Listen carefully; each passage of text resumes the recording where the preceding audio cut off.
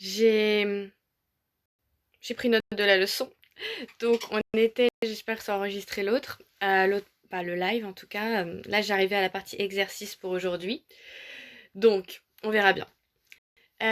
Du coup, les exercices pour aujourd'hui, le premier c'est, vous allez écrire une à deux façons dont vous pensez que vous avez abandonné, mis de côté, mis entre parenthèses une partie de vous-même. Donc par exemple, excusez-moi pour... j'ai mis de côté mon côté foufou, mon côté fofolle. Je l'ai mis un petit peu en silence. Quelle partie de vous vous avez mis en silence dernièrement ou depuis un moment? Euh, Mes racines, mes désirs futurs, mes convictions ou une conviction particulière. Voilà. Regardez un peu ce qui vous vient à l'esprit en premier. S'il y avait une partie de vous-même que vous aviez un peu mis j'arrive pas ce soir. Vous aviez mis entre parenthèses une partie de vous dernièrement, ça serait quoi? Et ensuite, voilà, on va pas rester sur cette note-là. Vous allez écrire comment vous pensez commencer à reprendre en main cette chose ou ces choses-là. D'accord? On part de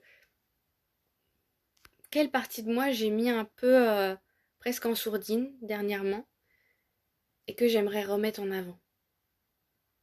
Faites-le et écrivez-le. Après, voyez comment vous pouvez le remettre en avant. Deuxième exercice. Deuxième exercice.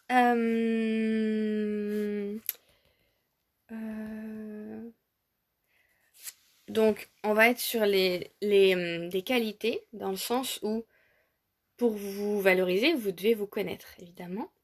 Donc, vous allez noter 3 de vos qualités que vous trouvez vraiment précieuses. Donc, par exemple, votre capacité à aimer, votre souplesse, par exemple, votre foi, votre tolérance, votre créativité, votre force, des choses comme ça, qui vous viennent, le premier qui vous vient à l'esprit. Les 3 qualités que vous trouvez vraiment précieuses chez vous. Et dernier exercice, je voulais faire 3, mais en fait, ça s'est pas fait. Quelle qualité précieuse les autres voient en vous? Le plus souvent, qu'on voit chez vous, quelles qualités on voit le plus souvent chez vous? Des personnes qui vous connaissent le mieux, mais aussi des personnes qui vous connaissent moins.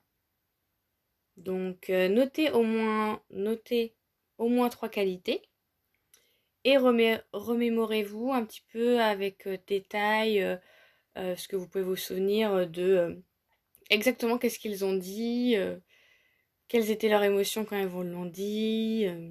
Mettez un peu de détails sur ces qualités et ces souvenirs de qualité qu'on vous a dit. Voilà, donc ça c'est pour alimenter votre confiance. C'est ces petits exercices. Dites-moi ce que vous en pensez. Si ça a fait remonter votre niveau de confiance un petit peu.